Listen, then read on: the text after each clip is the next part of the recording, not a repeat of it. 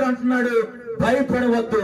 ఈ రాత్రికాల సమయంలో నువ్వు ఎటువంటి భయంతో ఉన్నా సరే, అనారోగ్యం అనే భయంతో ఉన్నా, నిరుద్యోగం అనే భయంతో ఉన్నా, గర్భఫలం లేదని భయంతో ఉన్నా, నా జీవితం ఏంటి, నా పరిస్థితి ఏంటి, అందరూ నన్ను అవమానిస్తున్నారు, అందరూ నా జీవితాన్ని చూసి హేళన చేస్తున్నారు, అపహేళన చేస్తున్నారు, నా జీవితాన్ని నేను ముగించుకుంటే బాగుండని నీవు అనుకుంటున్నావేమో, ఈ రాత్రికాల సమయంలో దేవుడు అంటున్నాడు, భయపడవద్దు, నేను నీకు తోడుగా ఉంటాను. హల్లెలూయా, హల్లెలూయా.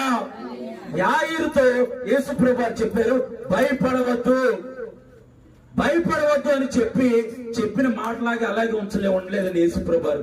యాయీరుతో పాటు యేసు ప్రభువు తన ఇంటికి వెళ్ళి పేతురు, యోహాను, యాకోబుని ఎంట పెట్టుకుని వెళ్ళి అక్కడ వారందరూ యాయీరు కుమార్తె చనిపోయిందనని ఏడుస్తుంటే మీరు ఏడవద్దు అని అంటే యేసు ప్రభువుని అపహాసం చేశారు. ఈయన